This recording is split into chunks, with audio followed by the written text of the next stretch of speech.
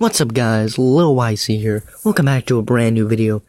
Now, I consider myself a truther, which means I believe that Freemasons and the Illuminati and other secret societies control mainstream media, entertainment, and influence the government. This is evident based on their symbols that they reveal and the plans being taken into action. Now, just because I consider myself a truther and follow most of their truther channels, I do not believe in everything that they spout out. Now, here are 4 things that I don't believe as a truther that other truthers may actually believe. Now, number 1 is I am not an anti-vaxxer. I know some of you guys listening right now are like, ooh, I assumed all truthers were anti-vaxxers, and when Lil YC said he was a truther, I got scared for a second. I thought he was going to talk about how vaccines cause autism. Whew. Yeah, I bet this is a big relief for some of you guys. Lil YC is not an anti-vaxxer. I don't know why anybody would be an anti-vaccine, considering the fact that vaccines have been proven to be safe time and time again. Now, for my anti-vax part, I'm going to be going over some comments from my favorite comment section on all of YouTube. The call for an uprising crowd on his anti-vax videos. Oh, did I say my favorite commenters on YouTube? What I think I meant to say was, let me see, oh yeah, a festering pistol of cringe and stupidity. That's exactly what the call for an uprising fans are in the comment sections of his anti-vax videos. I cannot take any more of this, guys. This is why I'm putting this into this video. Okay, claim number 1 by the call for an uprising fans. Vaccines cause autism and cancer. What? What are you talking about? Seriously, what the frick? This claim that vaccines cause autism has been debunked, I don't know, around about 8 million times by multiple reliable sources. Even by other anti-vaxxers, and it's the same story with cancer. But Lil YC, why is autism on the rise? Well, you're the one assuming that the phenomenon of autism being on the rise is due to the vaccines, because there's no evidence to point to that anyway. I've already proven that. But I'll answer your question. Why is autism on the rise, you ask? Well, it's because of more efficient diagnosis and changes in how the diagnosis is reported. The second claim by the call for an uprisingers. That's a disgusting name. Gross. Call for an uprisingers? What did I just come up with? Now, the claim is, there's mercury and aluminum in the vaccines. Just read your labels. I have read the labels, and if you read the labels, you'll realize that it is in extremely low doses. Not enough to kill you. But what about all the other bad side effects vaccines cause? The ones that are extremely rare and aren't as bad as a disease you could get if you don't take the vaccine? Now, here's my question for the call for an uprising crowd, and maybe even call for an uprising himself. Why do they release a vaccine at all? Look at these charts. Every time they release a vaccine, the disease that vaccine targeted plummets to the ground. If they really want to wipe out 95% of the population like they apparently said in Agenda 21, which they didn't, by the way, we've already proven that's not the case, why not just release a disease and have all the doctors be like, I don't know, we tried, but we can't cure the disease. That'd be a great way to eliminate 95% of the population, right? Now, the last thing you hear from Call for an Uprising is that Bill Gates, he supports population control, and he said that we're going to use vaccines to wipe out the population. Is this claim true? No. When he said that vaccines will help reduce the world's population, that's not all he said. He also mentioned reproductive health care and family planning. He's saying that by increasing the life expectancy of a child, parents will no longer have to have multiple children and fear that one of them will die due to disease and will no longer be able to support him in the future. Now, let's hear an interview from Bill Gates himself about population control, and let's see what he really believes. Let's go to a couple questions that we've actually received since we started the webcast. The first is on population growth, and the question is, one of our most pressing issues is population growth. How do you expect this to be addressed? Well, the population growth issue at the global level is not that daunting. Well, hold up. One more time. Just one more time. Well, the population growth issue at the global level is not that daunting. Yeah, doesn't really sound like he supports depopulation by vaccines. Because if he supported depopulation, he'd be like, oh my gosh, it's overcrowded. We have to get rid of people right now. Go, go, go, go, go. Yeah, so far it doesn't really sound like he supports depopulation. But hey, maybe he'll say something that proves that he supports killing over 95% of the population.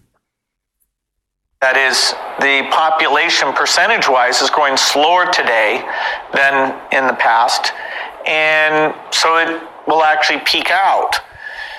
The problem is that the population is growing the fastest where people are less able to deal with it. So it's in the very poorest places that you're going to have a tripling in population by 2050. And so their ability to feed, educate, provide jobs, stability, protect the environment in those locations mean, they're faced with an almost impossible problem. Northern Nigeria, Yemen, Chad. And so what we need to do is take this aid generosity and this innovation and go into those places, offer the women better tools where they want to space birthing or have a smaller family size, and improve health, because it's amazingly, as children survive, parents feel like they'll have enough kids to support them in their old age, and so they choose to have less children.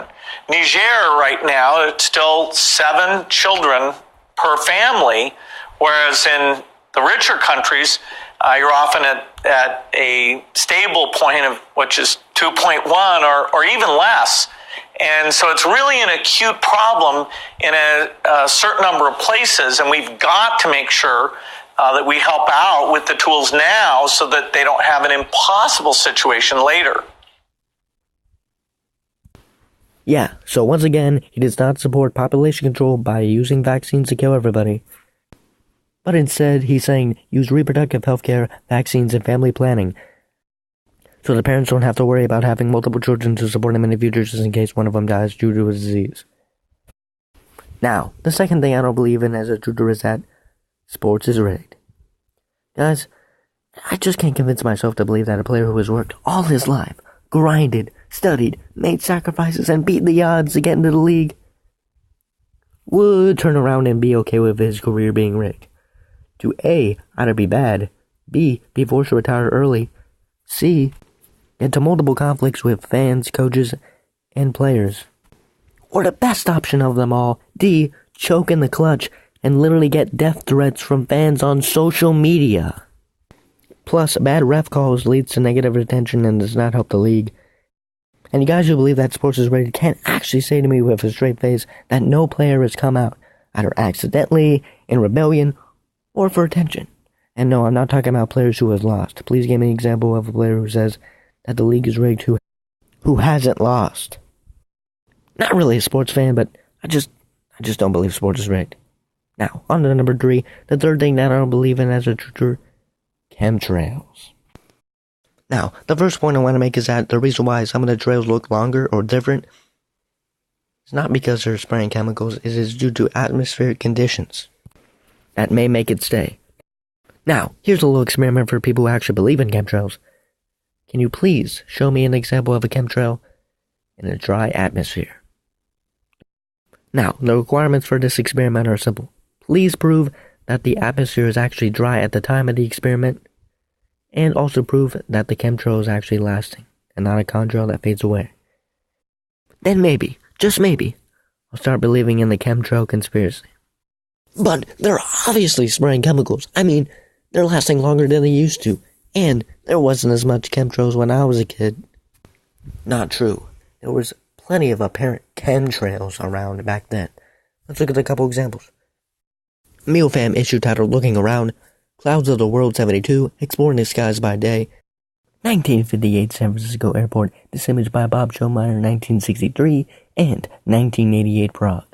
So, based on that evidence, we can see that they've been spraying us with chemtrails for a long time. And that, folks, that is the real reason why they're always like, well, they used to not last as long, there wasn't as much. Because they know that there actually were chemtrails being sprayed back then. The negative effects should be extremely high, and we should all be screwed. But we're not. So that's why they have to make up this myth that They didn't last as long and there weren't as many chemtrails back then. And finally, number 4, the last thing I don't believe in as a Twitter is weather control. This is going to be short and sweet. I just don't see any evidence, guys. Plus, we've already debunked HAARP. We've proven that it doesn't have the capability to actually control the weather. By the way, I have one question for people who believe in weather control. Why do state governments instate mandatory evacuations? Plus, guys, there's things that they haven't done that really makes me doubt their position, such as they don't really give much scientific evidence on how they move hurricanes or how HAARP works. Plus, guys, do they ever debunk videos? And they're never able to point out the flaws in the mainstream science's explanation of why hurricanes are starting to become slower. Yeah, many suspicious flaws that point towards the weather control community not actually having evidence to back up their claims. So guys, in conclusion, I am not a bandwagon truther, unlike some other truthers. Uprising. Randomly got a cough there. And, yeah, I have to look at all the evidence before I believe in something. And make sure all the facts support it before I believe it. So that's it. Those are the things I don't believe in as a truther. I think the best way to conclude this video, and you already know what I'm gonna do. You already know I'm gonna do it. I'm gonna do it, and there's nothing you can do to stop me. I'm gonna do it. I'm gonna say it. Stay vigilant.